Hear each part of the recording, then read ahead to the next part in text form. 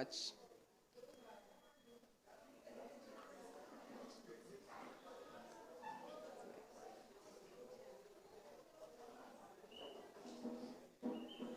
All right, so my task here is very simple this evening. So, it is my pleasure to welcome everyone here to our most beautiful and peaceful village. I am, for those who don't know, Miss Charmaine Beggs and Twine. Born, bred right here in our little village here in Byelands. We are incredibly honored to have with us these distinguished persons here with us this evening.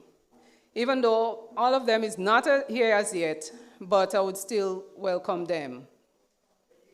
Honorable the Right Keith Mitchell, former Prime Minister and former leader of the New National Party, MP for the St. George Northwest. Senator Kate Louis Peters, MP for St. Andrews Northwest and former educator. Northeast, sorry. Mr. Robert White, involved in the insurance most of his life, and National Theatre of Grenada, and caretaker for St. Patrick's East. Our most honorable Emily Pierre, former educator and MP for St. Andrews Southeast, and leader of the New National Party. We welcome you. Not forgetting our most unloving guest and guest speaker for tonight, our own Miss Marcia Lisa Francis.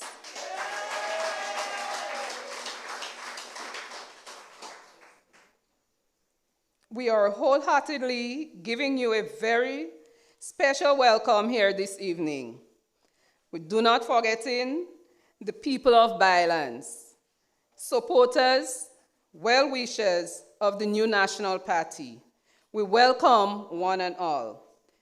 This meeting, which is expected to be encouraging and informative, we welcome you all to sit back and enjoy this tranquil environment.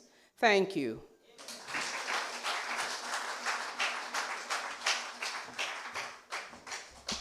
Thank you, Sister Antwine. I do appreciate that you wore many hats and you switched from one to the next seamlessly. Yes, look at the man. He didn't come for your welcome. Let's welcome Brother Robert White.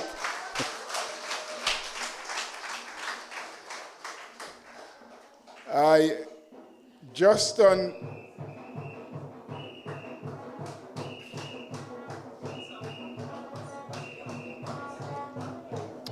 All right, thank you.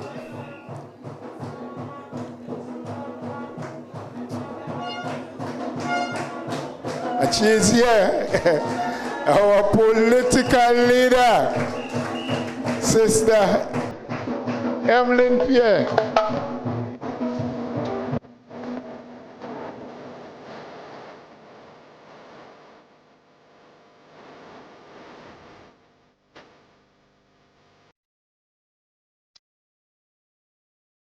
The leader of the flock.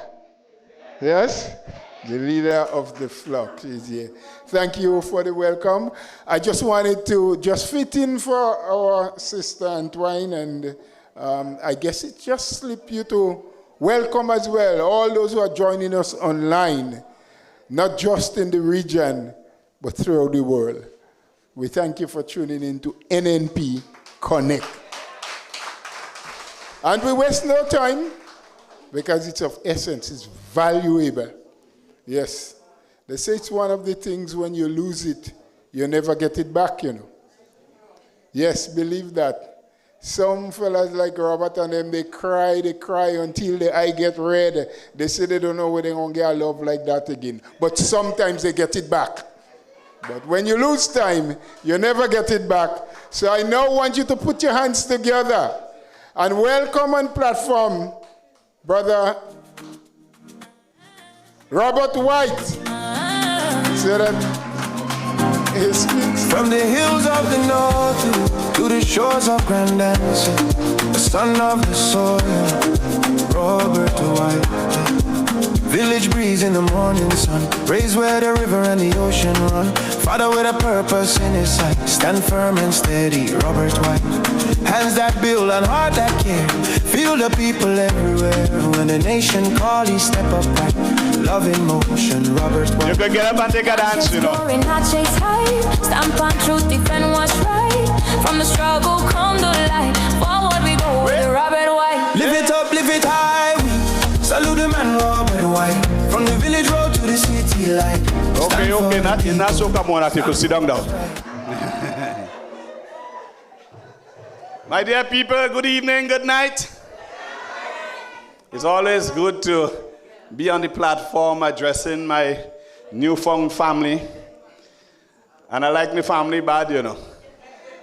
As a matter of fact, I was contemplating that discussion with my mother recently. Thinking of abandoning the surname White. But replacing it with one of better color. So I'll be known as Robert Green. How do you think?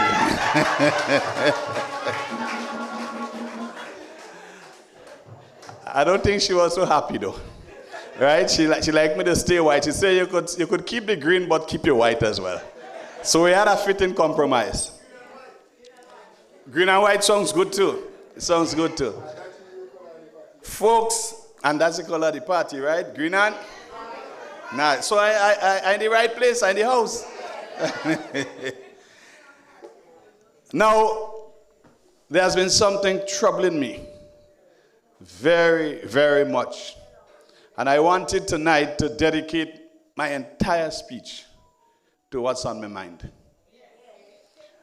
Folks, I am a Grenadian by birth. For the last 6 decades, I tell you, don't watch me looking young, sir. They are wrong long. For the last 6 decades, I have been here. Haven't gone anywhere, haven't lived anywhere. The longest I've spent out of Grenada is 1 month. And that was the longest month of my life because after 2 weeks I want to come home. I've traveled extensively. I've represented Grenada all over the world as a proponent of the art, the culture. I've been to theater festivals. I've flown the Grenadian flag all over the place. And why am I telling you this? Because I did all that proudly representing my country. And I'll do it again if I have to. However, I don't like what I'm seeing. I'm troubled by what I'm seeing with respect to what is passing now for Grenadianism. And I speak specifically to what I refer to as the intolerance, the growing intolerance of opposing views by the folks in authority. I'm speaking about the government and the supporters of the National Democratic Congress. Let me quickly say, though, I have great friends among the New National Party, and I have great friends among the National Democratic Congress as well. Only yesterday, a friend of mine who I have enjoyed this relationship with since our primary school days, that is a man who, if I am broke, I could go to him and say, partner, give me money. He'll just take out his wallet and say, look, take what you want. And I reciprocate as well. That's the extent of the friendship. Only yesterday we were chatting and he said to me, you know I don't like your politics, but we are friends and friends come first. That was from one member of the National Democratic, or one supporter of the National Democratic Congress. When I decided to throw my lot with my newfound family, I like to say that, it just sounds so good. when I decided to throw my lot with my newfound family, the New National Party, another dear friend of mine who is a known supporter of the NDC, he said to me, we were friends before politics. We will be friends during and after politics. Right? Now, I value that. And to me, that is how we should approach the politics. Because we cannot all support the same party. There are some persons who hold fast to the ideals of a New National Party, and others who hold fast to the ideals of a National Democratic Congress.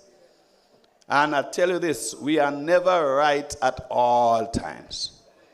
So we must be tolerant of opposing views. Now, when I looked at that meeting, that town hall meeting in New York last week, what transpired there troubled me to my core. Because there I saw Grenadians, or persons purporting to be Grenadians, in support of the National Democratic Congress, behaving like rabid dogs, wanting to eat up somebody who is equally Grenadian. I know the gentleman. As a matter of fact, we spent years together in the same house. So I know the gentleman well. He's always somebody who was strong-willed and would hold on to his ideas. And of course, he has been questioning a number of things that the government has been doing, including the Polaris project, as he has a right to. He's a Grenadian. But because of that, anything you question, you have no right to. And that is permeating the ranks and file of the National Democratic Congress. Folks, I'm not here preaching about the Congress, but rather I'm saying we are seeing examples of exactly what we should not be in the New National Party. And I would dare say that our supporters should pay particular attention. You know, Michelle Obama said, when they go low, we go high. That should be the ideals of the members of the New National Party. Because we all have, our democracy is built on the foundation of respect for each other, of the ability to say, the ability to oppose, of course, within the confines of the law. You do it respectfully, and you ensure that your point is heard, but you do it in a way that the law gives you the right to do. But you have that right. You don't have to like what the Congress does, and they don't have to like what we do neither. But we have to cooperate because this is our little country. That's all we have. And I see it's who use their podcasts to bash and malign people almost on a daily basis, from the former prime minister right down to any and everybody else. They are being maligned on podcasts by supporters of the National Democratic Congress on a daily basis. All kind of names, derogatory names, and that is okay. Well, I'm saying that we should respect each other. And even if you have to make a comment or you have to criticize, it must be done with superior grace. Because we are better than that. But I'm saying again, I'm not surprised, I'm disappointed. Because when you do hear one of those guys who doing the podcast, even suggesting that if you criticize the government and you have a business, the government should not even do business with you. This is taxpayers' money, it's not the money of the National Democratic Congress. And we have a right, as we said, to criticize. Because this is our country, and if we think things are not going well and the money is not being spent well, we have a right to talk. Because our children and our children's children will hold us accountable and responsible if we just sit and say, well, they're in power. That National Democratic Congress celebrated their ascendancy into government on the 3rd anniversary in Boucherville. What was the uttering from the Prime Minister? As the Cubans say, the El Jefe, the big boss, the chief. He stood up and he said to his supporters, if the other side is getting, it's because we don't know who you are. Brothers and sisters, that was a dangerous statement. Because that statement seemed to suggest that if you're not supporting the National Democratic Congress, you have no right to eat. You have no right to get. And if anybody is not getting, it's because we don't know. So show who you are and you are going to get instead of. And let me tell you something. In my going about, I am hearing stories that trouble me. You hear of persons who are removed from the seed program because they are supporters of the New National Party. I know of one lady who told me that she lost her job because she chose to follow the New National Party. She had a government job. Right now, she's supporting the New National Party, and that was enough to cause her to lose her job. Again, it says you should not eat. Folks, this is troubling. And we cannot allow, we have to stay vigilant as members of a New National Party. But we also have to look at this behavior, and make a deliberate decision to do better. Because we can do better. We don't need that kind of politics for Grenada to survive. We need to elevate the status of our politics so that we elevate the lives of our people and the experience of our country. Because we can do better. And if we can do better, then we should do better. Sisters and brothers, we say this is, let me tell you how I want to put it. They say the darkest part of the night is just before dawn. And I think right now, outside is dark. Outside is dark. But we are living in hopes. We know that dawn is coming. And when it gets bright, it will be bright enough so we will see a better day. And so I say to you, brothers and sisters, we need to make sure that we are ready. We need to make sure that we are registered. We need to make sure that our brother and our sisters are registered, our friends are registered. Our boyfriend, our girlfriend, make sure they are registered. Because it's not just following the train. We must have our ticket for the ride. And the ticket is actually our registration, so that we are ensuring that we getting on the train when the bell is rung. And from our intelligence, is ain't long again, you know. But even if it take up to 2027, we are saying we are soldering on to ensure that we bring a brighter day for Grenada, Carriacou, and Petit Martinique. And so, sisters and brothers, I didn't want to speak on anything else tonight. I know we have other competent speakers here, but I wanted to let you know what's in my car, as we old people say. And I want to suggest to us that we must each individually and by extension collectively make a decision to walk the moral high ground. To be better than that which is happening now.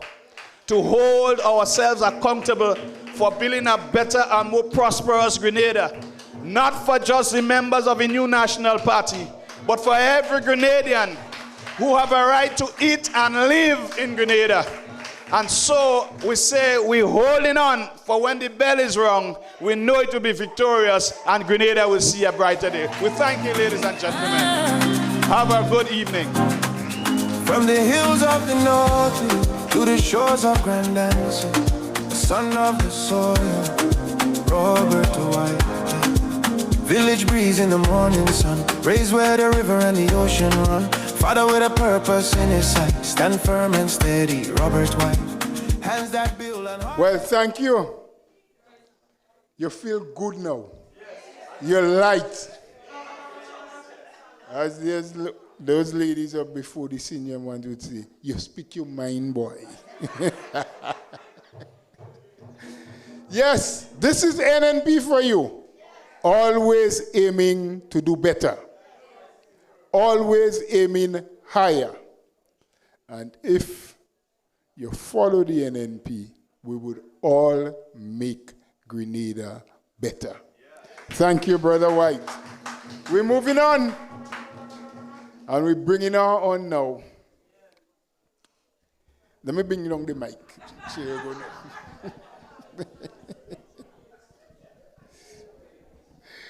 Let me bring down the mic. I go bend down. And I will bring down the mic. Because I want to bring to you, she's no stranger. She is someone who is light on the stage. She's loved in her constituency. And she's well known throughout the country. Some people even call her in a nice name, yes? The short boss. The parliamentary representative for St. Andrews Northeast. Let's hear it for Sister Kate Skeeter Lewis. Kate Skeeter Lewis Peters. She there among the people. From village to village she move. Hot sun on the road still smiling. Every lane get her footstep proof. She show up when the room get heavy. She can't be bought, she can't be moved. Young people see her future. When she talk, man, feel that truth. She no flex pan, fake love. She built from the ground up. Hands in the work, yeah. Hard firm, never fold up. When the people call, she answer. Every time, every place. Thank you, Mike. St. Andrews. NNP! Our chairman is here. Our former prime minister is here. Let us welcome him. Dr. the Right Honorable Keith Mitchell. His legacy they can't erase. Let's welcome our chairman.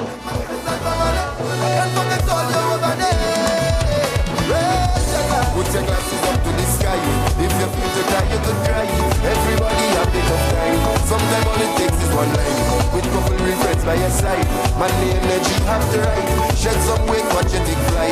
Everything will be alright. Don't tell them I'm greater. Lisa is the best.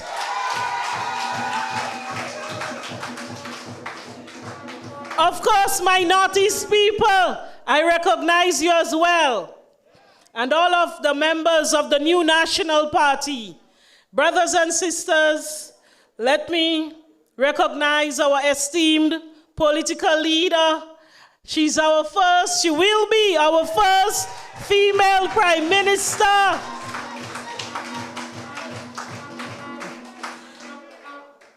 We just welcome our party's chairman, Dr. the Right Honorable Keith Mitchell. My colleague candidates, Brother Robert White and Teacher Lisa. Tonight, I am here because I am deeply concerned about the direction of our young men in our country. Aren't you concerned about the young men in our country at this time? And so, I asked this current administration these questions. Let us ask them. Are they truly aware of the frustration, the hopelessness, and the struggles that many of our young men face every single day? Is this government really listening to our young men? Are they truly fighting for the future of our young men? Or they have simply abandoned them to make it on their own?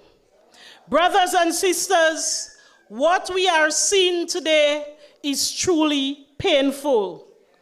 Every single day, we see more and more young men liming on the blocks without any direction.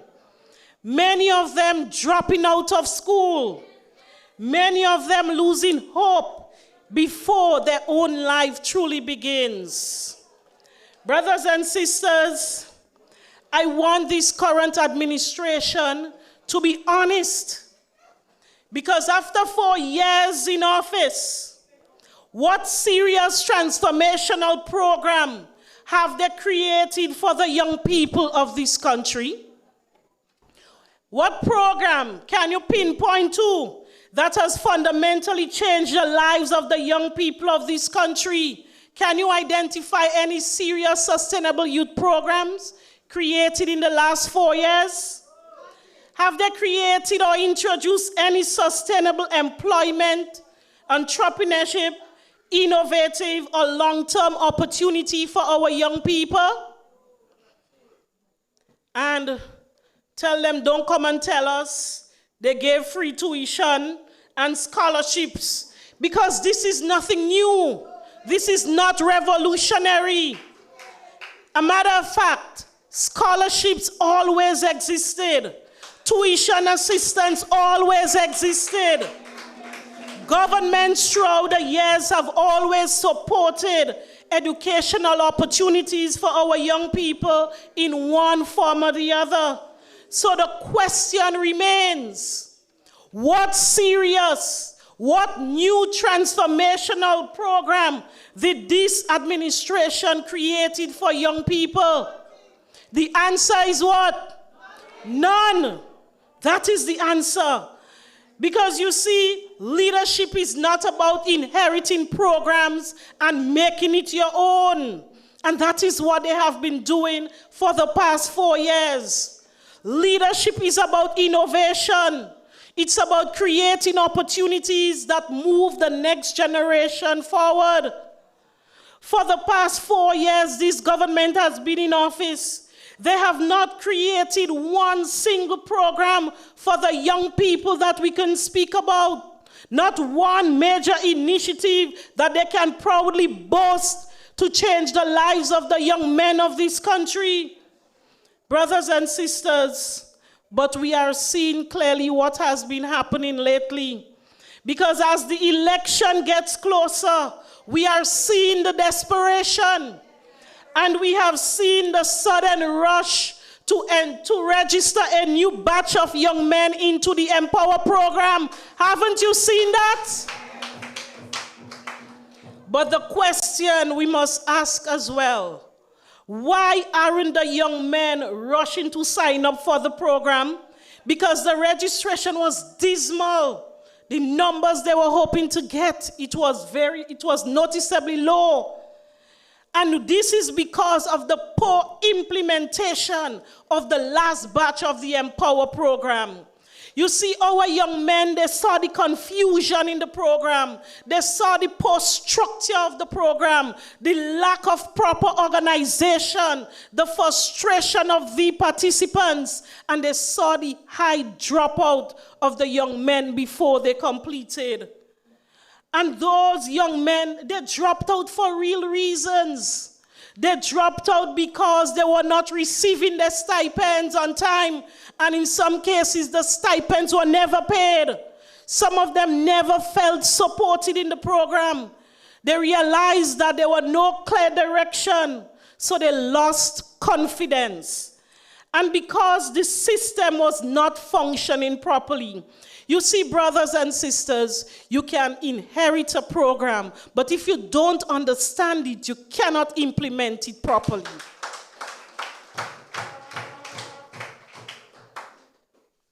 So we have heard about the high dropout rates. We have heard about the weak follow-up systems. And we have heard about those who they graduated just for optics, because they did not complete the training, neither completed the program, but they graduated from it just for optics. And this, my brothers and sisters, should concern each and every one of us. Because when our young people lose confidence in our youth programs, they are losing confidence in the system itself. And this is dangerous for our country.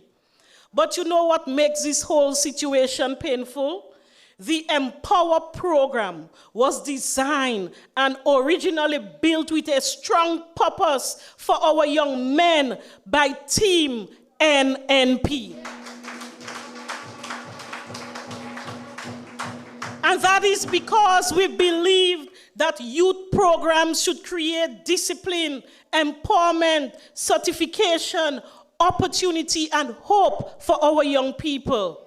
Not confusion, not frustration, and not political desperation because an election is close. A serious government would have first evaluated what happened in that batch of the Empower program, the last batch, fix the weaknesses, strengthen the system, and then move forward responsibly. But that didn't happen. This government allowed the young men to drift. Some of them have turned to gambling. Some of them have turned to crime. And some of them are battling depression silently. They feel forgotten. And they have simply tired, and they have given up trying. Brothers and sisters, let me tell you something else that really troubles me with our young men at this time. You see, every time we raise concerns about the amount of young unemployed men who remain on the blocks daily, you know what their response is? You know what the response from the activists of the government is? Construction work is available. And let me tell you something clearly. We have absolutely no problem with construction work. But this should not be the only vision for our young men in 2026. What about technology? What about agriculture entrepreneurship? What about digital skills? Our young people today are very talented in many different ways. Some are academically gifted. Some are creative thinkers. They are innovators. Some are entrepreneurs waiting for an opportunity. And when I speak about these young men, and let me tell you something, I always sit and chat with these young men. When I speak to them, unlike some of the other leaders who don't make time to sit and listen to them, they are saying to me, Miss Kate, it's not that we don't want to work. It's not like we don't want to do the construction. The issue is that they're underpaying us for the level of physical labor they're asking us to do. And this is the reality that they are faced with. So, brothers and sisters, the question is, should our young men simply survive? Or should they be given an opportunity to truly progress? And I say to you, they deserve an opportunity. And that is why the new National Party will return to provide these opportunities. You see, brothers and sisters, Team NNP has always believed that youth development is an investment. We understood that when you invest in our young people, you save a nation's future. Under the new National Party, when we were in government, opportunities were everywhere for young people. We expanded training and employment opportunities through the Imani program. We created pathways through the Empower program. We supported entrepreneurship through the UB's program. We opened doors for skills training in communities through the Project Fly. We gave thousands of scholarships to young people, invested heavily in sports, culture. We built support centers for young entrepreneurs, and thousands of young people had a chance to believe in themselves. But what are we seeing today? Young people abandoned and frustrated. Brothers and sisters, many of the young professionals you see today, the teachers, the entrepreneurs, the public servants, the technicians, the small business owners, they all came through a program established under the new National Party. You see, we didn't just talk about youth, we worked for youth. And let me remind you tonight that when NNP was in office, young people felt hopeful. A young man from Byelands knew he had a chance. A young mother from Paradise knew there was support. A young dropout from Maryborough or Parkleet knew there was an opportunity to recover and to rebuild. This is what you call leadership. This is vision. This is compassion by the new National Party, Team NNP. Today, many of our young people are being left behind. And what hurts the most is that our young people, our young men, they are not bad young men because they are talented, they are intelligent, and they are creative and hardworking. But talent without opportunity becomes frustration.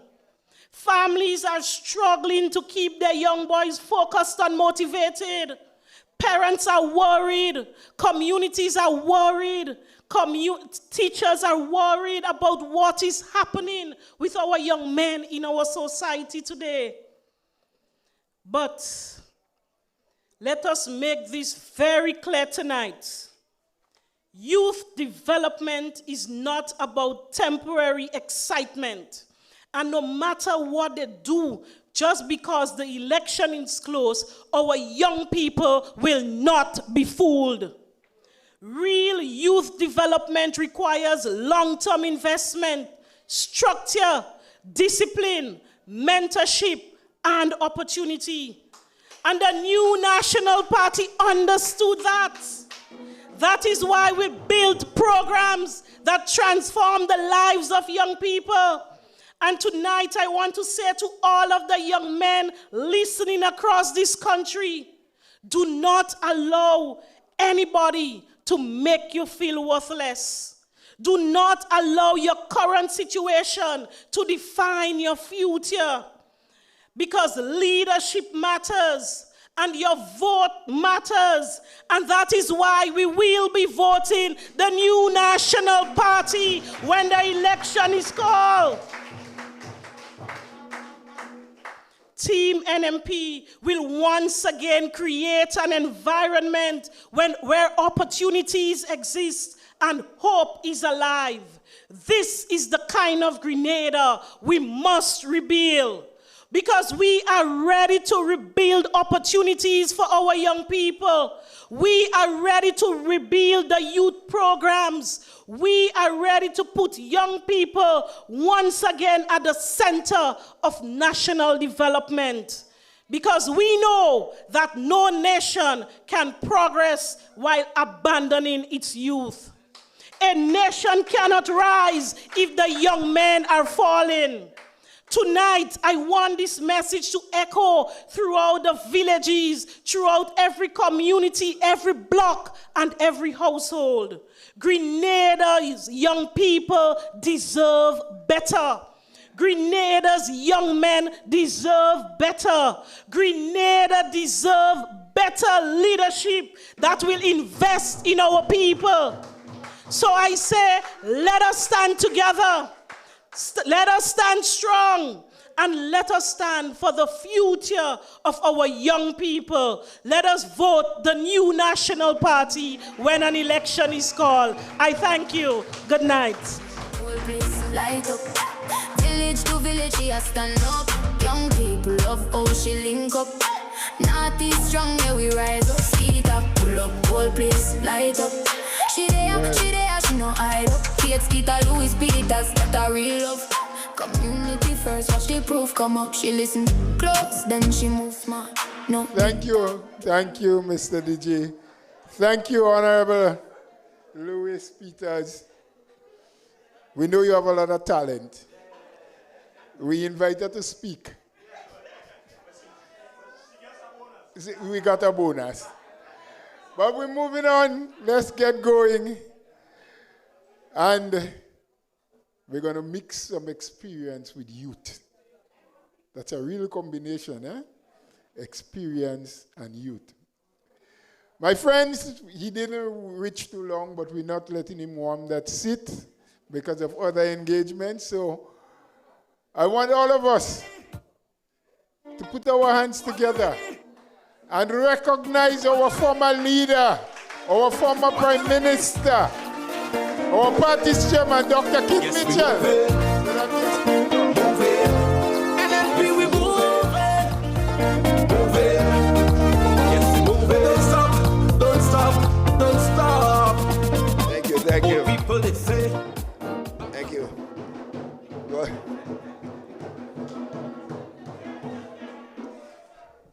I think Brother Bolo may not have got the message. I'm under the weather, so I will not be here. In fact, I wanted to be here early just to say a few words and just to tell you that I'm under the weather, but I have to be here just to see you and for you to see me. That's what. So, if the meeting was there last night, I couldn't be at all because I was really aching all parts of the body. But so it's almost like I'm feeling the pain now because I'm here with you. Let me recognize, of course, our political leader, Sister Pierre, and of course, Brother Robert, the man who's going to bring home St. Patrick East, and the giant from St. Andrews Northeast, and your own in this area, Sister Lisa, Teacher Lisa. Friends, a very short message because I would take the time to speak at length another occasion, but very short message. I want us to realize, and I don't think we are coming to terms yet with this country is in trouble. I think we do not, honestly, I do not believe that we understand the future of this country is at risk. Deacon Mitchell is destroying the future of this country. Long after this guy leaves office, we are going to feel the pain of what he has done to this country. And I want us to understand this is not just about us alone. It's about our children and the future of this country. And my own view is that anyone who accepts the job as Prime Minister of a country must realize it's not only about the job you think you're doing, you know.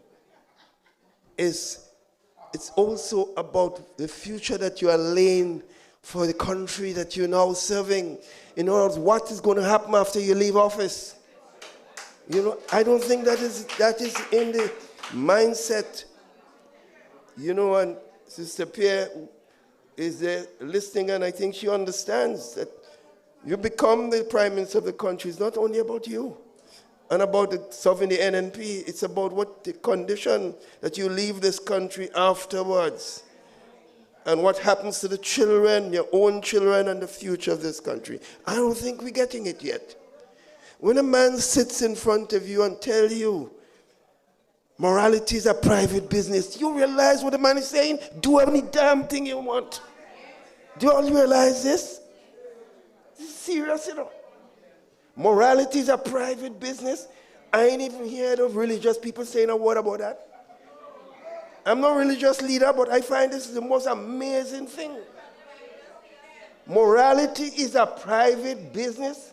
No wonder you have these clubs all over the island now. Huh? Everybody do what they want, no matter people just killing and you can't find no solution. Innocent people dying in the country. Morality is a private business.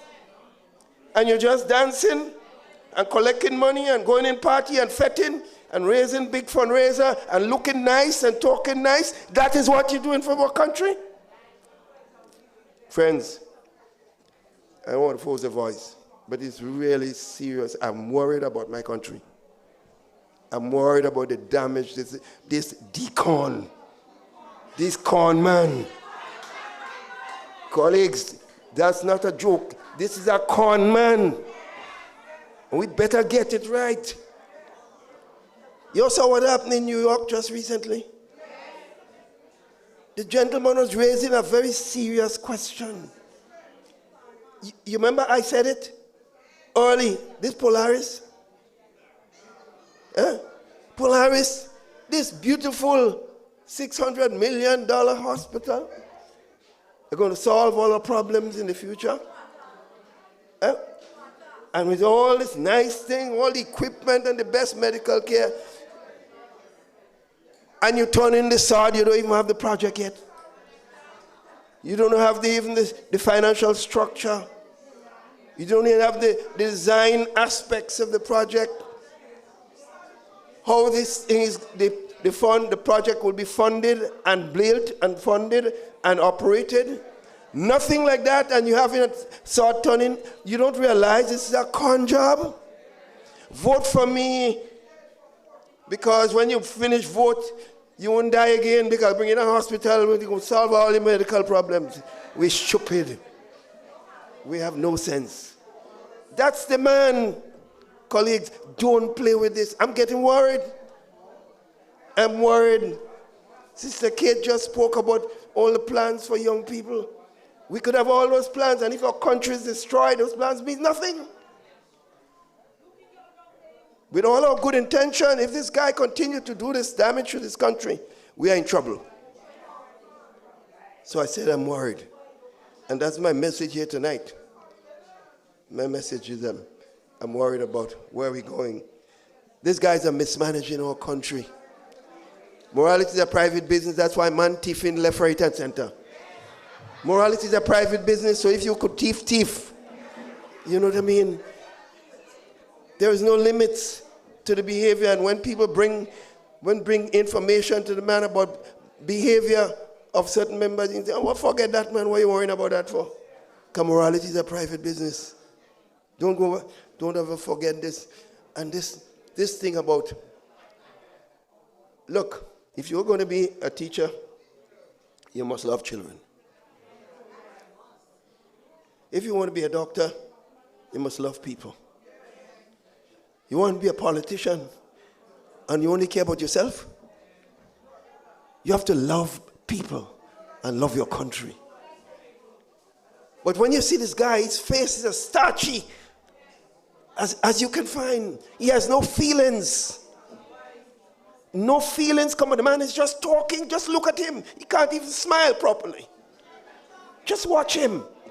The man has no soul, no empathy, no love, no feelings.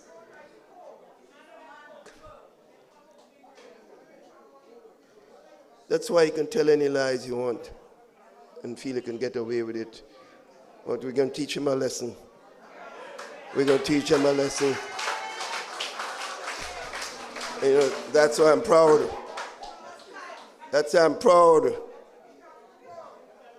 I am proud that Robert will take St. Patrick East. That's one. I'm proud. Well, Kate gone already. I'm proud.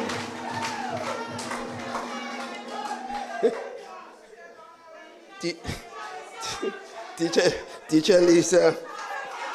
Teacher Lisa. Teacher Lisa. And I know when you vote for Teacher Lisa, she ain't going to take your vote and sell it.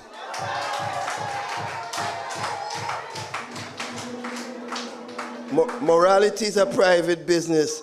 That's why you can take people vote in an election. Go and sell it to the man that says morality is a private business and call yourself honorable. What is honorable about somebody that takes somebody's vote and go and sell it? So I'm said that. And I want to go, I'm going around the island. Well, Carriacou, we just been there, Emily and I was there. Cox take that already. Right. Let me keep going. W have the thing under control in St. John's. Mayana in St. Mark's. I don't know, she's up there every day. I don't know why she wasting time up there. The thing gone already. Right. Well, I ain't talking about, you notice I ain't talking about it. I ain't talking about Northwest. That gone already. What is? And I had the biggest joke is I had to say the Prime Minister want to come around in Northwest.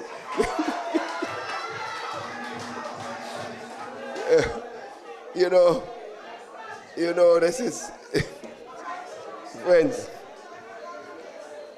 I tell you this, I'm worried, but I'm also happy of one thing. And then with the leadership of Sister Pierre, St. Andrews Southeast will be there. St. Andrews Southeast cannot let down the leader of the party and the leader of the country. When you get a prize, it's a prize.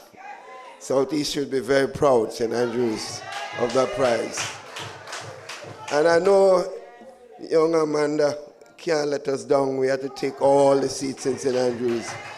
So I could keep going on, but we got that means we win already. We can start to celebrate. So friends, let me go. Tonight, as I said, I can't take much longer. But I love you all. I love you in the hands of this wonderful ladies. You see 3 of them sitting in front of you. Tate already spoke, but I say that I love you all. And just continue to do. Don't forget voters list. Don't let them bring all kind of fake people on the voters list. Check your voters list. This guy says morality is a private business. So if he had to pad the list with all kinds of people to win, morality is a private business, so he will do it. Don't forget, that should be the theme of our campaign, Morality is a private business. So anything he does, morality is a private business. Don't forget this. And don't forget, his name is Deacon, a real con man. NNP, we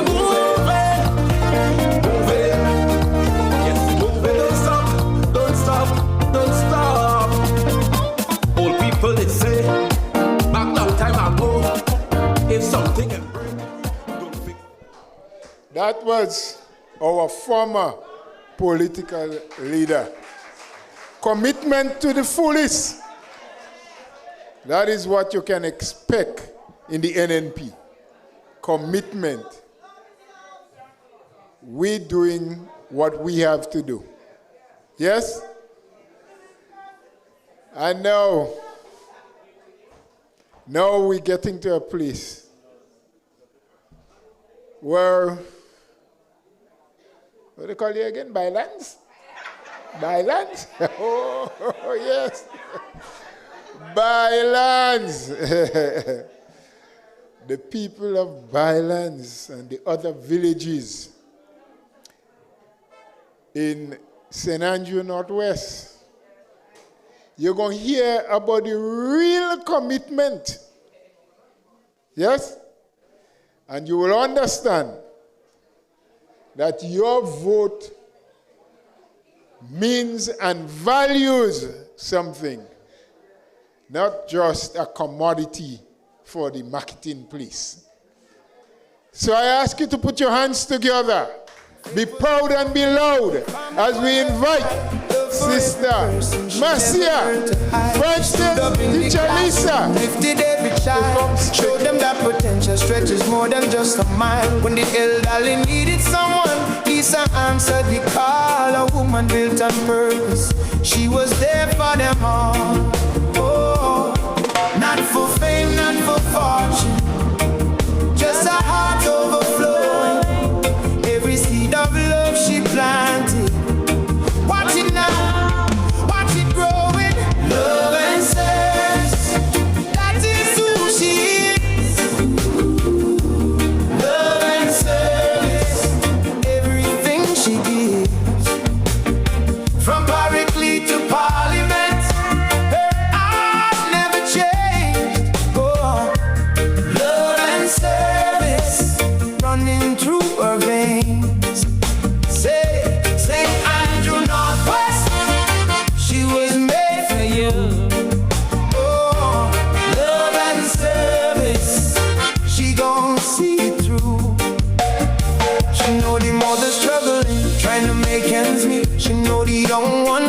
trying to find their feet. She sat with them and listened, really heard their cry. Not a politician's promise, she looked them in the eye. Teacher, principal, servant of the land. Now she's stepping up to do more with the same open hand. Jah put a calling on her spirit long ago, and everything she built in silence. Now the whole world knows, not for fame, not for fortune, just a heart overflowing. Every seed of love she planted, watch it now, watch it growing. Love and service, that is who she is. Oh, love and service, everything she gives. From Paraclete to Parliament, her heart never changed. Oh, love and service running through her veins.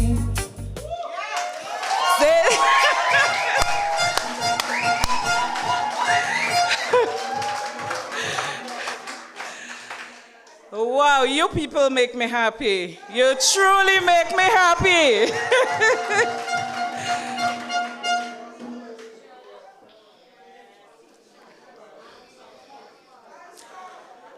NNPites! NNPites! St. Andrew Northwest! St. Andrew Northwest! Have no fear. Teacher Lisa is here.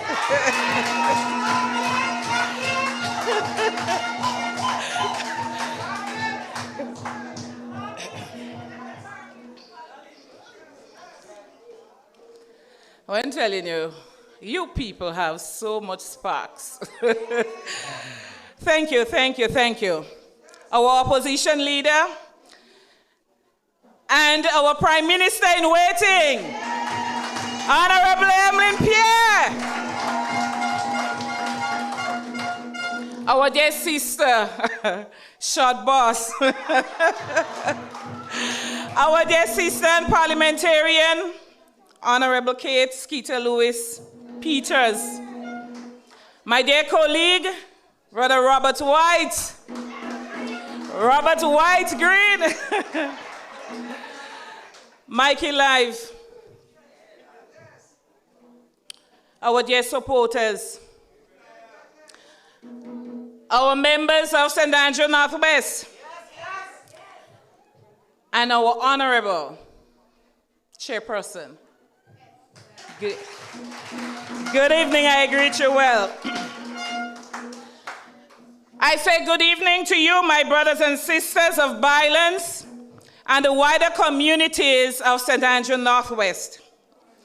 I stand before you, brothers and sisters, not just as a candidate or your candidate, but as someone who believes deeply in the potential of this community of Byeland and in the wider communities of St. Andrew Northwest. The constituency of St. Andrew Northwest is filled with hard-working families, determined farmers, gifted young people, and citizens who deserve real development. I say real development and not empty promises, not temporary attention, but practical action that improves daily lives. The future of St. Andrew Northwest depends on recognizing our needs, understanding why they matter, and working together to deliver the progress our people deserve. And so tonight, brothers and sisters, I ask one question.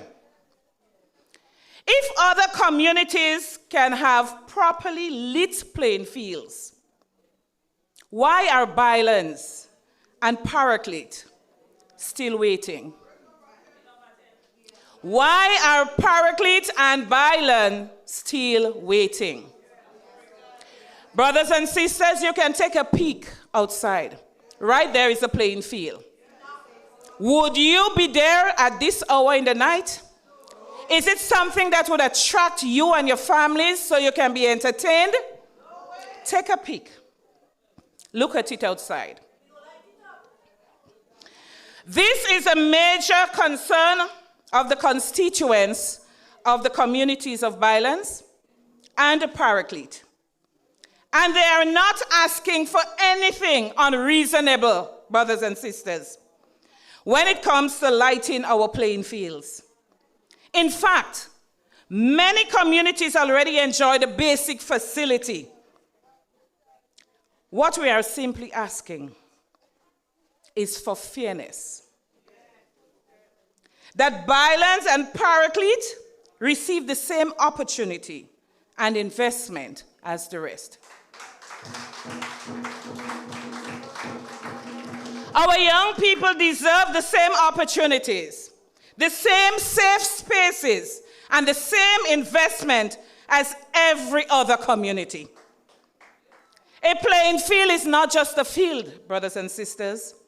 It is where discipline is built, talent is nurtured, and positive community life is strengthened.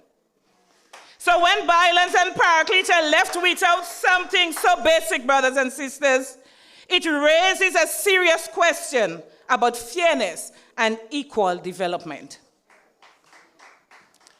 And so, brothers and sisters, I believe in community development. I understand and I appreciate the benefits of community development.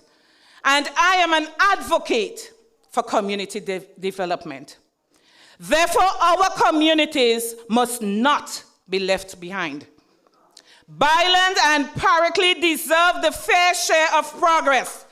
And as promised, I will continue to stand and I will continue to speak for the development of our people, rightfully, what they rightfully deserve. Having a properly lit playing fields, brothers and sisters, becomes a space where our young people can stay active and remain positively engaged during the evening hours. Without lighting, that opportunity is lost. And too many of our young people are left without safe recreational spaces, increasing the risk of idleness and negative influences. This affordable opportunity signals a safer evening for families. It signals more sporting opportunities. It also signals greater youth engagement, stronger community togetherness, brothers and sisters. No community should be labeled or should be judged politically. None. Development must be based on needs, brothers and sisters, and fairness, not politics. Therefore, Byelands and Paraclete are yet to benefit from such investment. And so I ask again, on behalf of the constituents, why are the playing fields of two very active communities with a significant youth population different from the rest?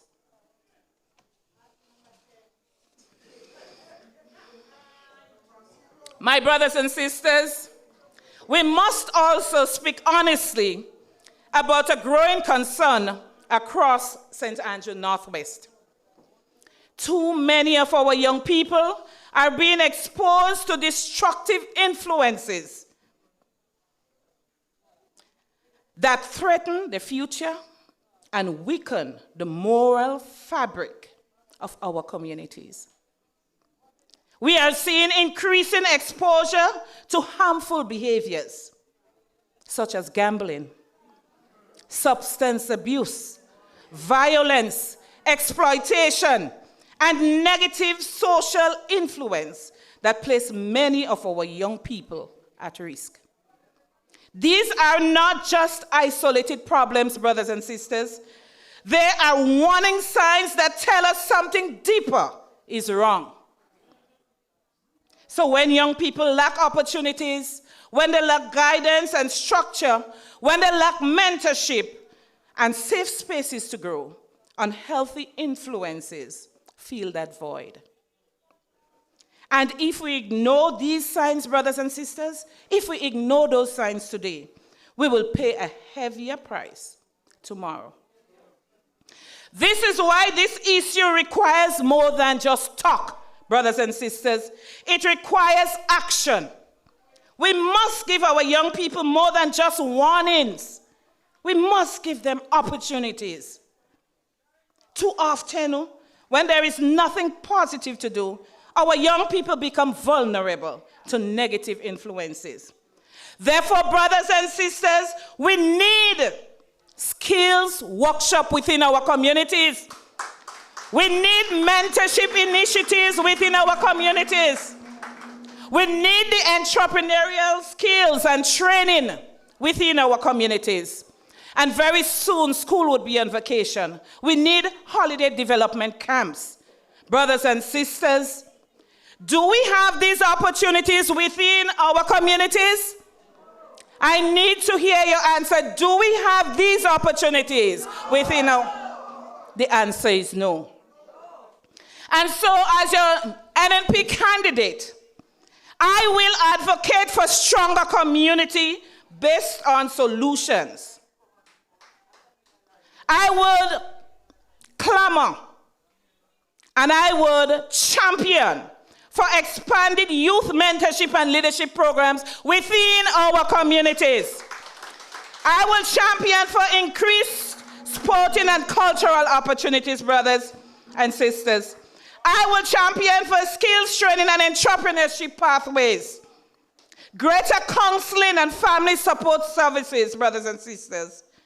Stronger protection systems for vulnerable youth. Community outreach partnership with churches, schools, and local organizations. And together we would champion for greater public education on substance abuse and violence prevention. I understand, brothers and sisters, that government cannot solve these problems all by themselves. And this is fair. But what I expect is that government should lead the way by creating opportunities, by strengthening support systems, and by ensuring that every community has the resources to protect and guide its young people. Our youth are our nation's wealth. They are our nation's worth. And if we guide them, if we invest in them and stand with them, they will become the leaders who will transform St. Andrew Northwest for generations to come. And brothers and sisters, this is the future that I believe in. And that is the future I will work to build. Brothers and sisters, I must speak about care and support for our senior citizens, for the shut-in, and for those unable to help themselves. I believe that a caring society is judged by how it treats its most vulnerable. I said, I believe that a caring society is judged by how it treats its most vulnerable. Across St. Andrew Northwest, brothers and sisters, there are senior citizens living alone, shut-in residents who cannot help themselves, and individuals recovering from strokes and other serious illnesses who are unable to walk and often receive little meaningful support. These are our mothers, our fathers, our grandparents, our neighbors, and our friends. They deserve dignity. They deserve care and practical assistance. Government must do more. Brothers and sisters, government must do more. And we must do more through home care support programs for the shut-in residents. Brothers and sisters, earlier this week I walked through a community. There were a few, supporters with me, and the witnesses as well. I happened to engage a woman at the age of 90, and she said to us, I used to get this support, but recently they cut it off. And they say that I have support. But she expressed that, yes, she has her children who don't live with her. And sometimes they provide some food for her, but sometimes the food is late. This 90-year-old woman, she needs that extra support. This woman has already served for us all her years. And right now it's not about who has support and who don't, because those support makes that woman life comfortable. And when someone is at 90 years, we are all responsible to make their lives comfortable before they leave this earth. Brothers and sisters, and those of you from Byelands, you can bear me out. You know of the two brothers. Byelands people, do you know of the two brothers? Yes. We know of the two brothers, and not only us know about it. Our representatives know about it. They know about the two brothers. Both had a stroke. Both was carried in the ambulance at the same time. Both of them lack mobility. If you get to see their living condition, nobody takes care of these people. I should not say nobody. Some people grant them some food. These people need to be taken care of. And I know that they do get this, they're on the seed program. But I made that suggestion before, and I am going to make it now. And I am asking the representatives and the government of Grenada to desist from giving them the seed money and find a home so these people can be safe and can be taken care of.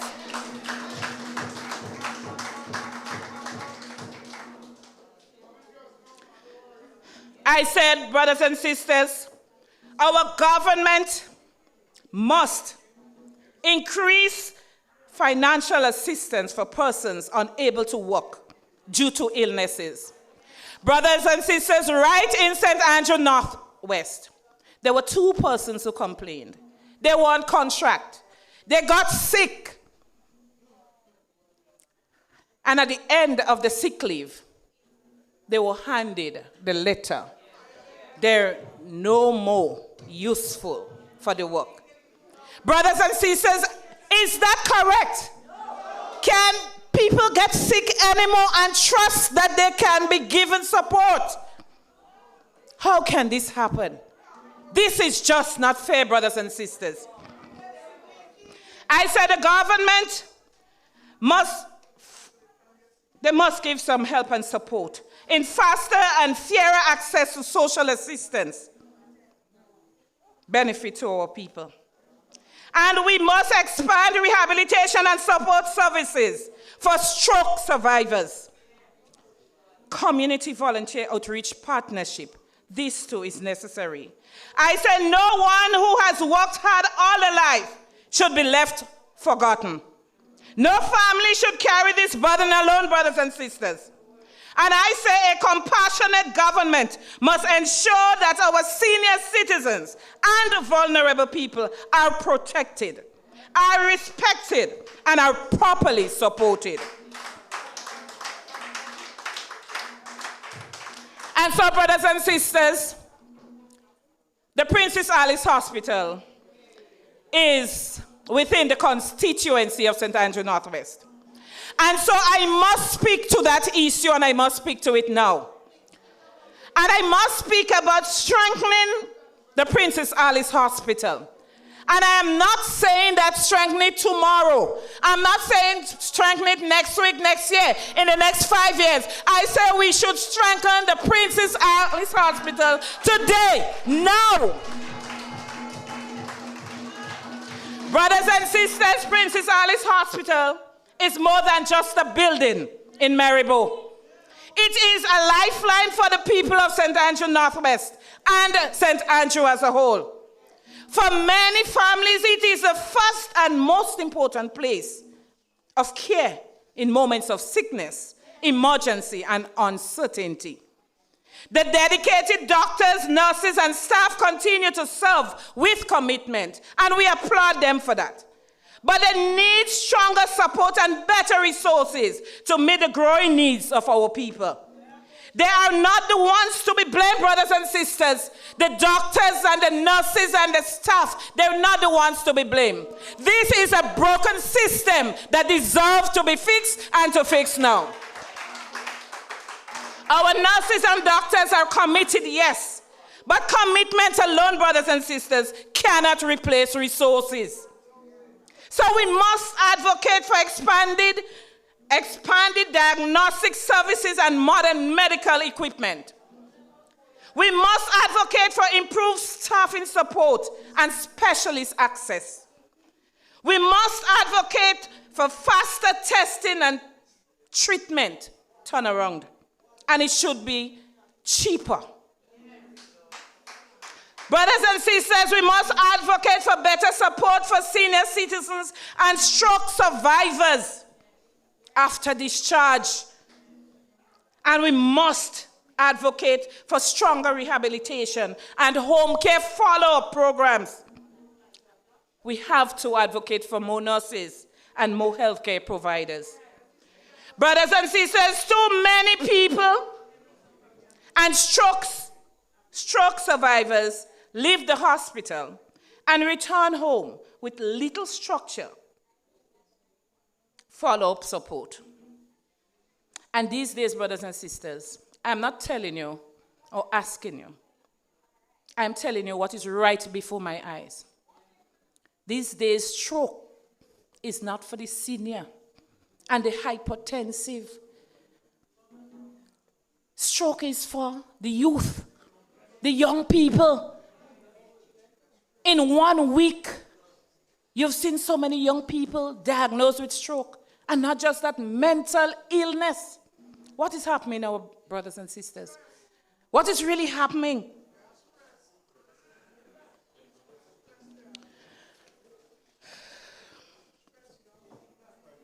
Brothers and sisters, we must push, and I must push hard for the home care visit for these people. I must push hard for the rehabilitation outreach. I must push hard for community physiotherapy support. I must push hard for social work follow-up, family caregiver support programs. Why should I do this? It is important. It is important, brothers and sisters, because recovery should continue after discharge. After you are discharged, recovery continues. So no family should feel disadvantaged because they live in a rural community, brothers and sisters. The people of St. Andrew deserve health care that is timely, that is accessible, modern, and compassionate. Princess Alice Hospital must never be treated as an afterthought. It must be strengthened and fully empowered to deliver quality care for our people. Brothers and sisters, I pay attention to some families within St. Andrew Northwest, some professionals as well. Across Byelands and across the constituency, we have many hardworking people, and they have started building their homes. They are not asking for handouts, brothers and sisters. They are asking for a fair chance to finish what they worked hard to begin. Yet, they are being overlooked. Many families need support, and we must advocate for them. And so, under the new National Party, we will advocate for small home completion grants for you, brothers and sisters. We will advocate for low-interest completion loans. And we will advocate for building material assistance program, not for some, but for all.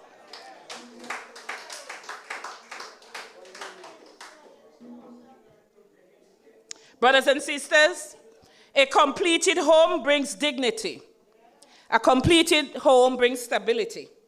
And it also brings hope. And every hard-working family deserves that opportunity. And lastly, brothers and sisters, I must speak about the farmers within St. Andrew Northwest. I must speak about the farmers within St. Andrew Northwest.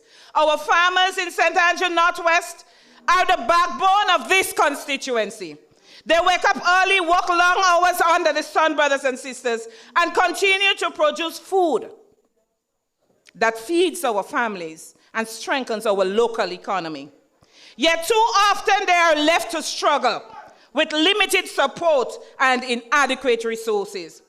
One of the most urgent needs facing our farmers in Maribor today is reliable access to what? To water. Without water, brothers and sisters, there is no consistent farming, no stable harvest, and no secure income. With limited access to water, crops suffer, livestock is affected, and families bear the loss. This is not just an agricultural issue, brothers and sisters.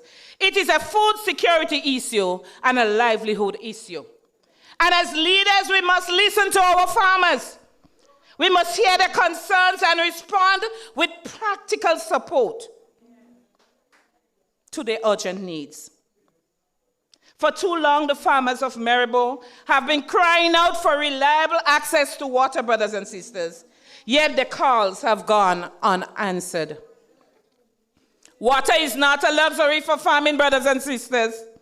It is essential for production, for livelihoods, and for food security. It is time to stop ignoring their concerns and start delivering real solutions to our farmers. We must make water for agriculture in Maribor and the surrounding areas a top priority and find solutions for our farmers. This means investing in proper irrigation systems. It means expanding water storage facilities and supporting practical solutions that ensure farmers can produce year-round and not just in the rainy season. And what is encouraging, brothers and sisters, is that many of our young people are showing interest, growing interest in agriculture. They are beginning to recognize that farming is not only essential for food security, but can also become a profitable and meaningful career path. But interest alone is not enough for the youth. If we want our young people to remain in agriculture, then we must give them the necessary tools and support to succeed. And so under the new National Party, we will do better, brothers and sisters. We have to do better, and better is coming. So your candidates will be the voice for you, brothers and sisters. I will champion for real opportunities for the young farmers. I will advocate for access to land, improved water system, agricultural training, modern technology, financial support, and stronger market access for the produce. We must make agriculture attractive, sustainable, and profitable for the next generation. Because when we invest in our farmers, we are investing in the future. We are investing in future strength, in independence and food security for St. Andrew and for Grenada at large. This community of Byelands and the rest of St. Andrew Northwest, you don't need seasonal promises. Byelands, you don't need seasonal promises. St. Andrew Northwest, you don't need seasonal promises. In those communities, what we need is practical investment for our human resources. And with Teacher Lisa, things must get better. I say with Teacher Lisa, things have to get better. Yes, better must come with Teacher Lisa. And together we can build St. Andrew Northwest that is stronger, that is safer, that is full of opportunity for every generation. I hear your concerns, brothers and sisters. I understand them well. And I must say, as I moved around, I've been bombarded with concerns from constituents who ask, Teacher Lisa, you really going to stay with us? Or when you get there, you're going to leave us and go? But let me say this, and let me say this clearly, brothers and sisters. I am committed to serving you regardless. Have Have no fear, brothers and sisters. I am grounded with you. I am anchored with you. And I am here to stay until you say you need me no more. May God bless you, Byelands. May God bless you, St. Andrew Northwest. And may God bless you, Grenada. Everything she gives, from Barrickley to Parliament, her eyes never change. Oh, love and service running through her veins. Say, St. Andrew Northwest, she was made for you. Oh, love and service, she gon' see it through. She know the mother's struggling, trying to make ends meet. She know the young ones searching, trying to find their feet. She sat with them and listened, really heard their cry. Thank you, sir. The Thank you. politicians promise, she looked Thank them you. in the That eye. was teacher Lisa. A full outline. You had to remember though, when writing the tape in. I'm just letting you know, Ollie. But I have to ask Robert White Green, or White and Green, or Green and White. I find them ladies in St. Andrews, they are so moved. We got to put on a concert. Coming soon. Coming soon, coming soon. Now, my friends, you cannot go before you hear that. I have a joke for you. But before I give you the joke, you have to do something for me. You know, like when you go on Facebook, they're starting to tell you something and they say, if you want to hear the rest, make a comment. I ask you to put all your mouth, every one of you, on pause. And yes, all of it, not piece, not half here and leave the rest to talk. All of it. And open up your ears.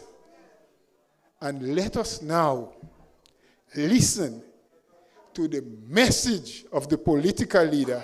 And when she is finished, you won't get a joke. Welcome.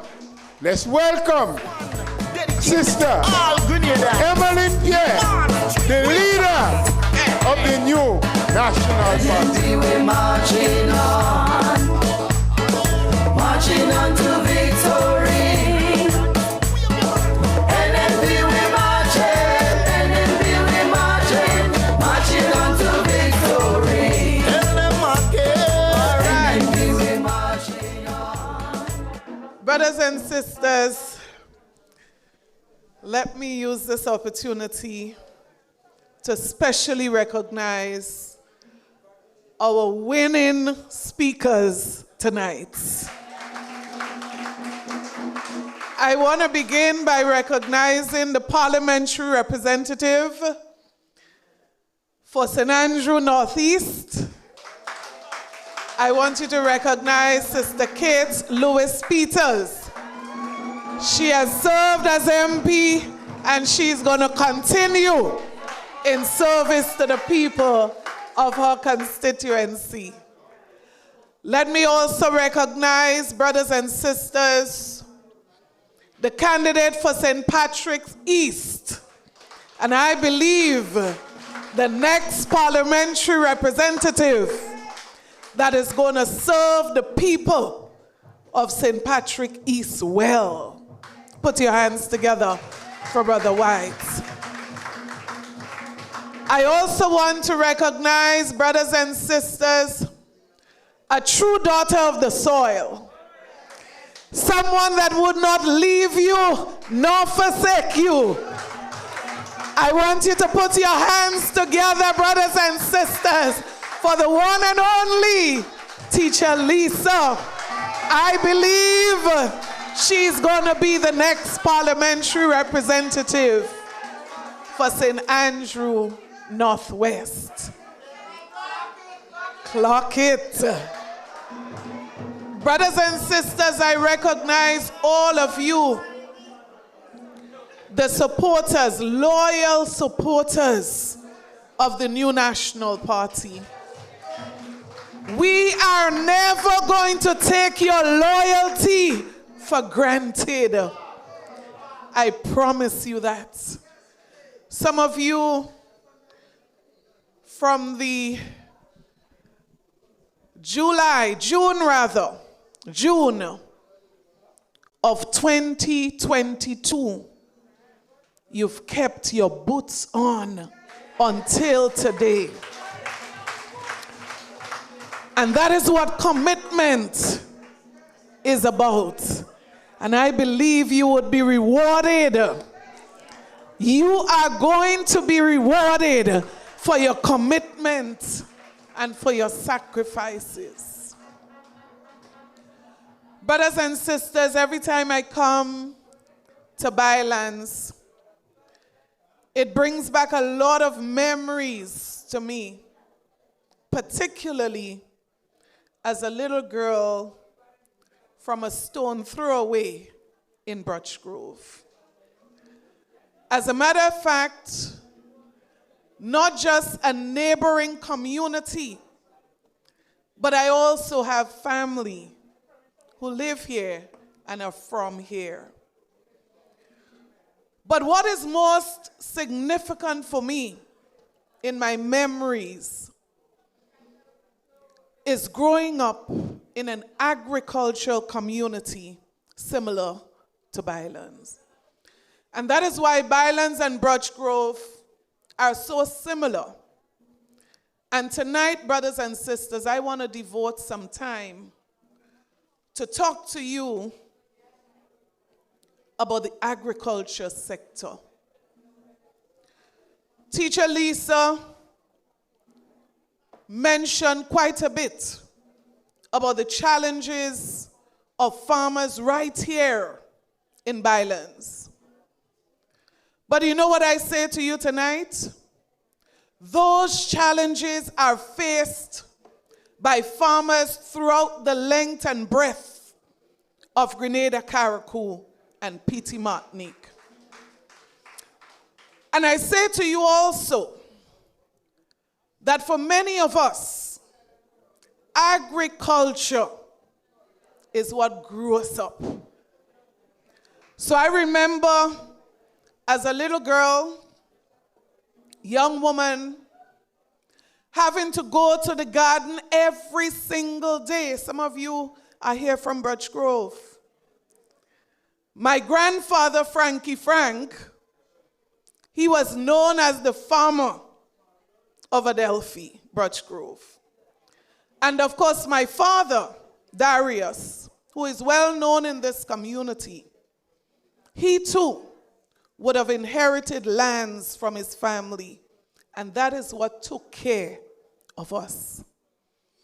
And that is why there is always a special place in my heart for farmers who struggle and work hard to feed this nation.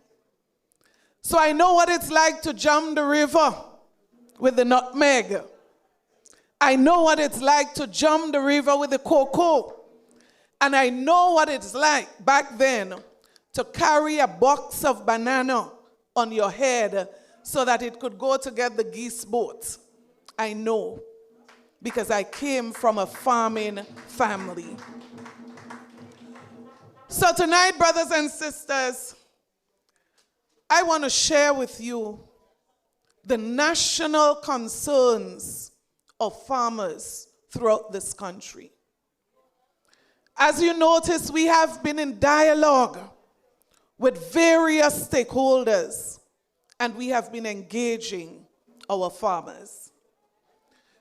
Brothers and sisters, the challenges that our farmers face, we cannot delay addressing those issues in a very serious way. Because you know what I believe, brothers and sisters? There was a time when St. Andrew was referred to as the breadbasket of this country.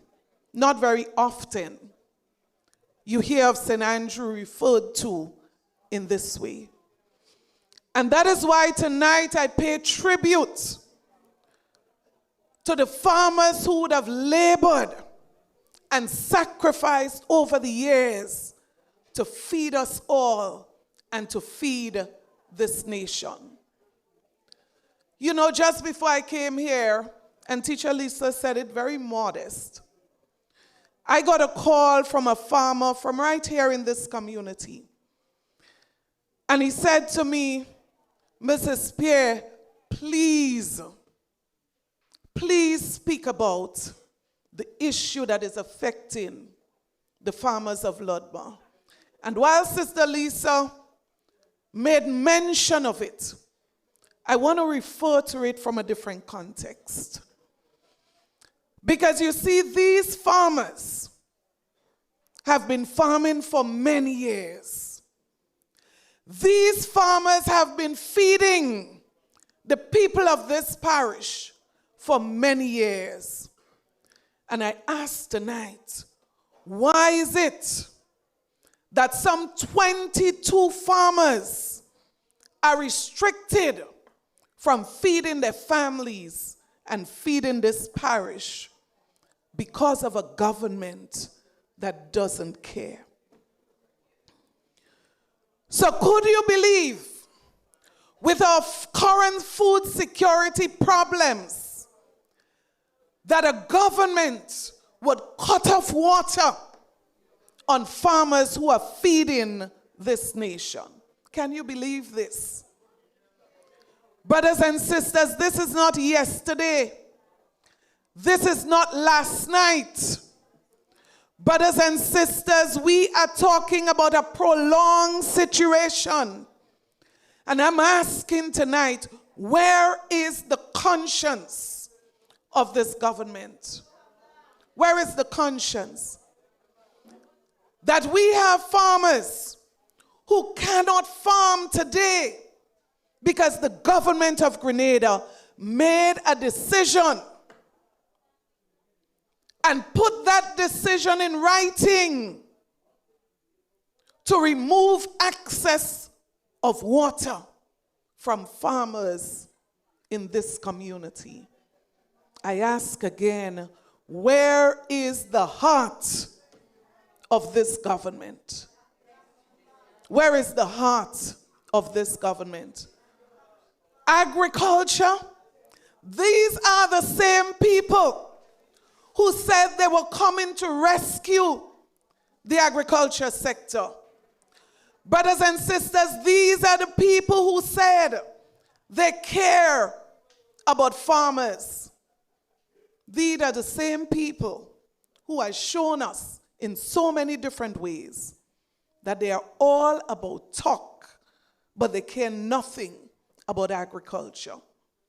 And so tonight, brothers and sisters, I want to spend some time addressing this issue as it relates to our farmers. So sad, the current situation.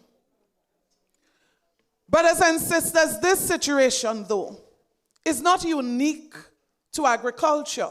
And I want to put agriculture into context. Because you see, we have a government 4 years in office, and they are still running on NNP fuel. Not one serious project that they can point to say this is an original project of the current government. Brothers and sisters, I want to make one reference for context. This administration came into office. We found the monies. We held the consultations. We did the drawings. We did all that was necessary to get to the phase of procurement. Could you imagine?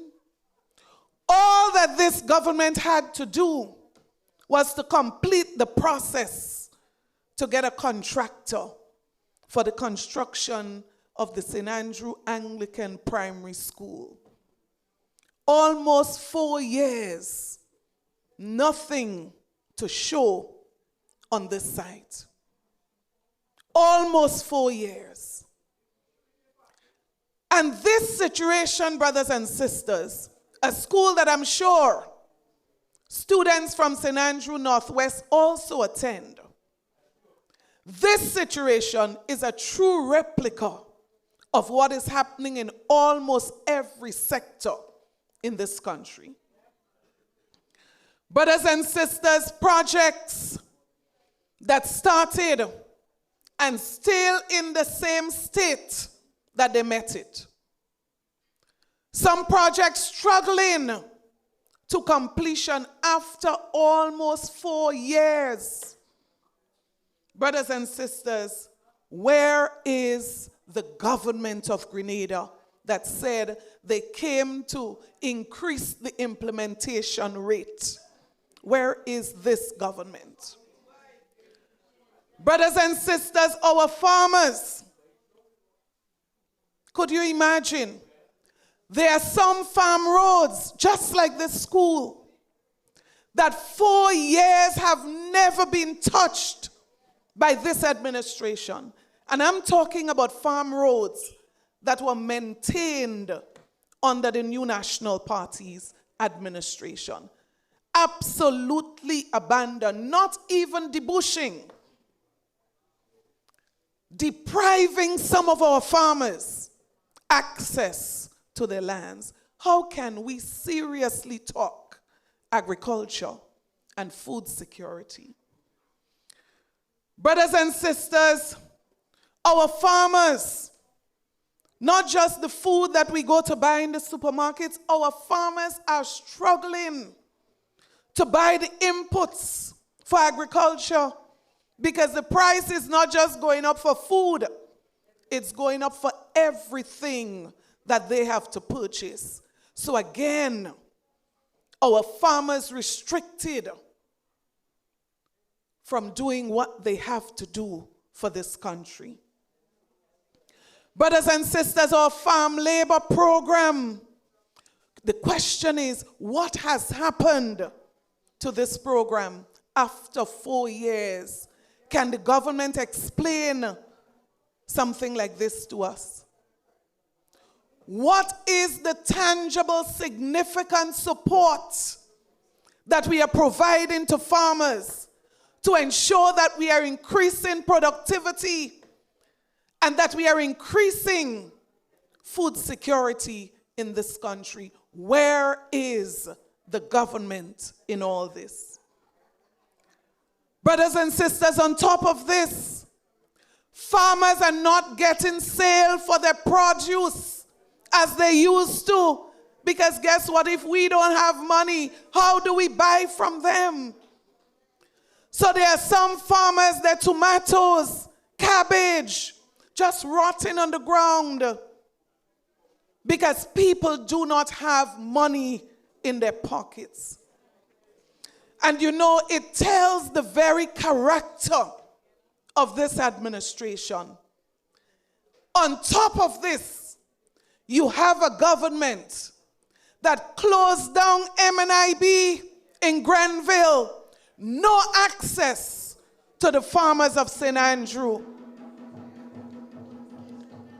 And they reduced services through MNIB, claiming that they are coming with a better marketing board. Well, I say tonight, if we have to wait so long for better, give us what we had that was benefiting the farmers of this country. Give us back what we had in 2022. It is a shame. It is a shame. After 4 years, nothing better from this government. Brothers and sisters, not just that. Many of our farmers suffered loss after burial. Do you know that there are farmers in Grenada, after the government received $118 million, they still have not received support after the passage of burial. So some people can't even make a scratch since the passage of the hurricane. Brothers and sisters, some people receive part payment 2 years ago and told in a few weeks they're going to receive the balance. Until now, nothing better. And that is why I say to you tonight, with confidence, that NNP is better for farmers of Grenada. And I would go further to say, NNP is not just better for farmers, NNP is better for everybody. And that is why I believe the people of this country have already made up their mind that they're going for better next election. You see, for every extra day that the NDC remains in office, every extra day they spend in office, we are paying for their incompetence. We are paying for their mismanagement. And we are paying for this country going backward. We need a government, brothers and sisters, that is better for farmers and better for everybody. And that is why I feel conviction that the NDC government needs to go for Grenada to move forward. Could you imagine 2 years ago, this government handed letters to farmers, and not for a moment did it cross their minds or their conscience that these farmers are depending on the land and the water to feed their family. NDC must go. But I want to share with you some facts tonight, brothers and sisters. Because you see, we have to understand where we came from. We must understand where we are to determine where we are going. The government of Grenada conducted an agricultural census in 2024. And I want to give you what is the highlight of the census. The census said to the NDC administration, productivity in agriculture has declined. So wouldn't that move you to give the people back their water? When your own census is saying that productivity in agriculture has significantly reduced. Brothers and sisters, their census report has said that import dependency has increased. What does that mean? That people are depending more on food from outside than they are purchasing inside.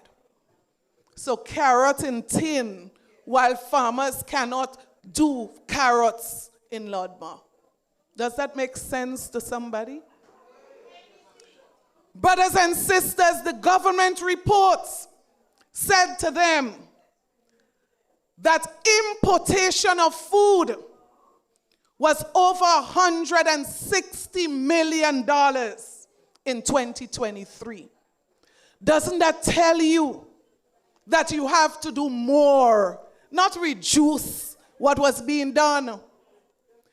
Because we elected a government not to do less. Who wants a government to do less? You elect a government because you think they're going to do better.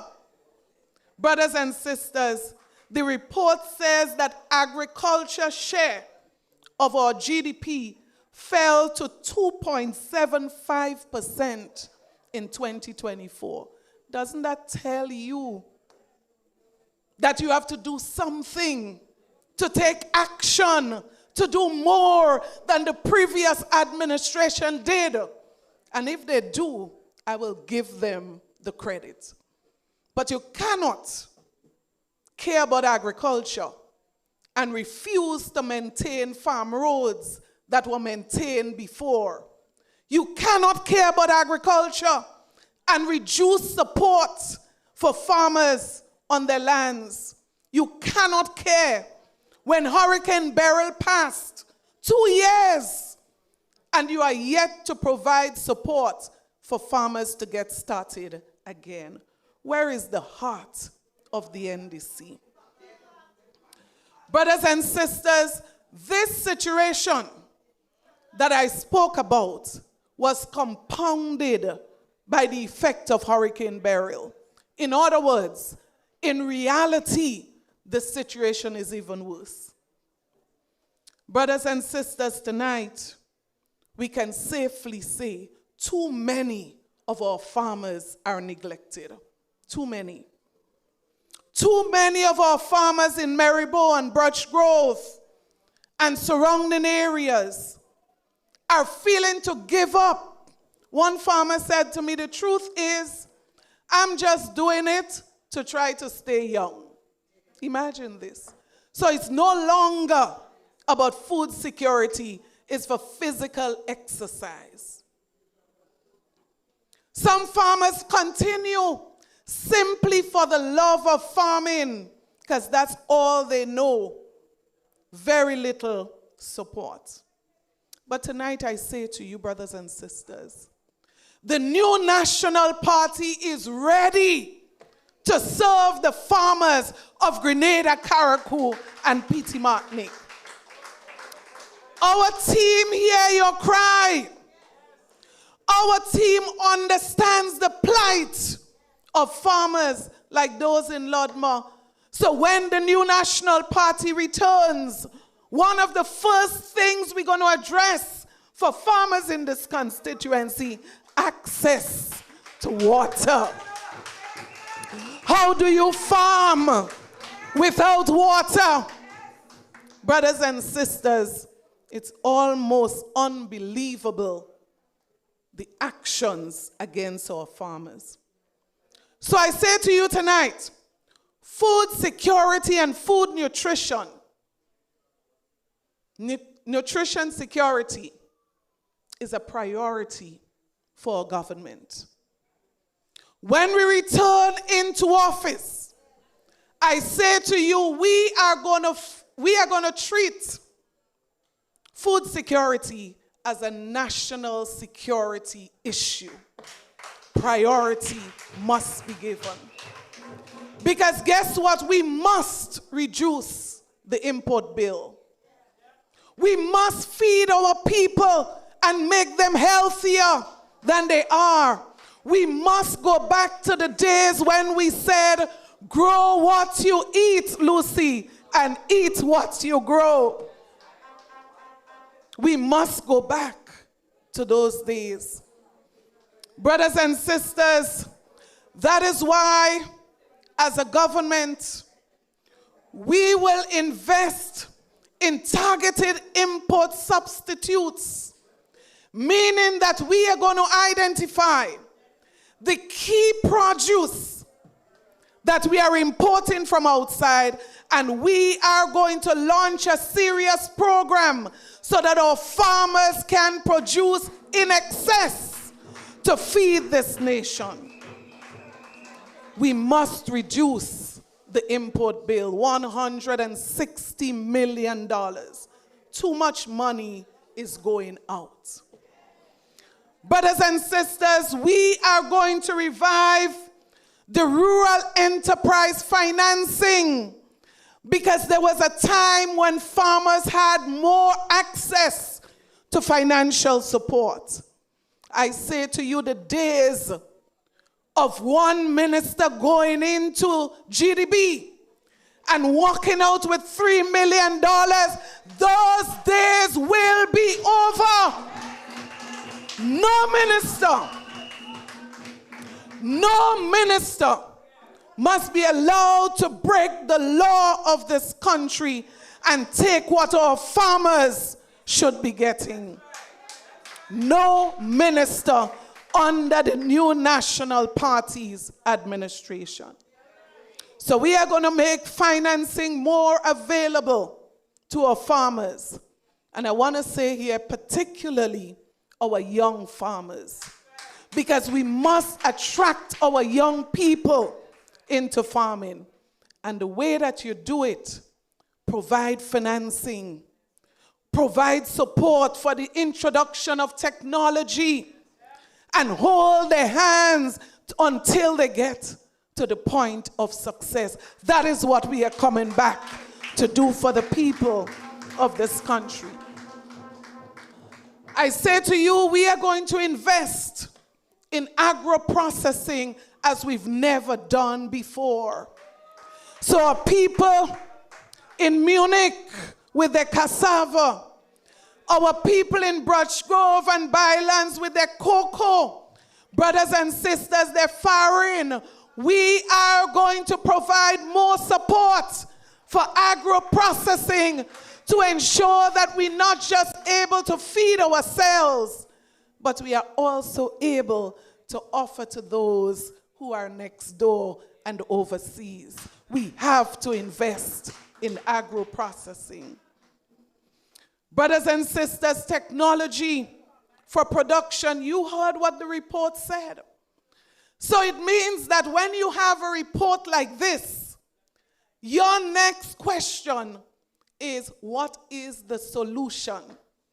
And that is why if we want to increase productivity, we must ensure that we expand the involvement of technology in farming in this country. We are going to provide the resources to support our farmers in this regard.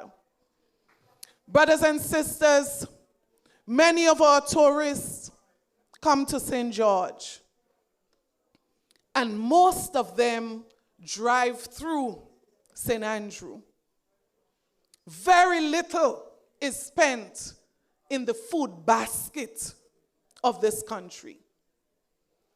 But we have to change this, brothers and sisters. Agri-tourism must be a priority so that our farmers can benefit, brothers and sisters, from the resources that are coming to our shores through tourism. In other words, we must increase the linkage between tourism and agriculture. NNP is coming back to continue the work that we started in this area.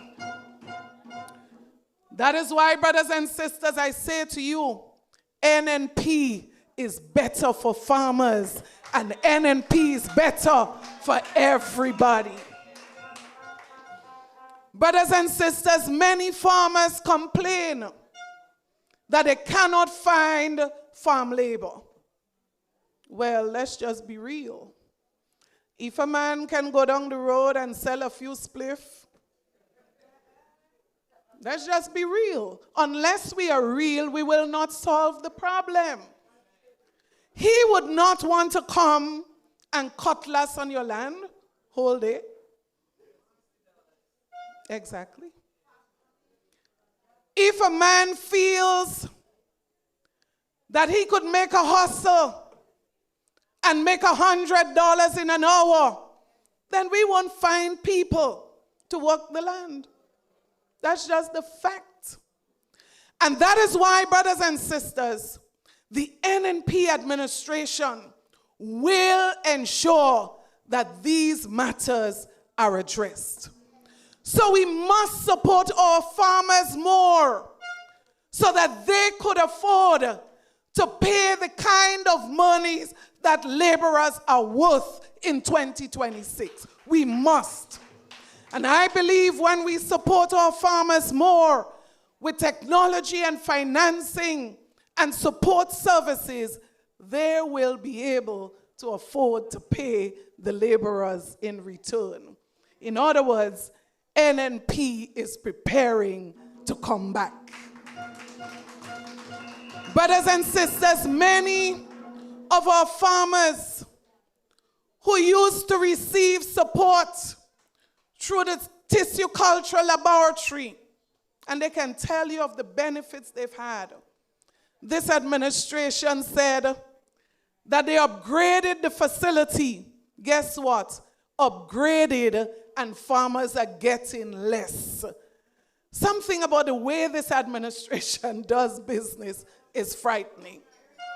And that is why we are saying that we have to ensure that we have the proper technicians and we have the proper support to ensure that our farmers can have their resources at a reduced price and that they are able to work to feed us and to do so comfortably.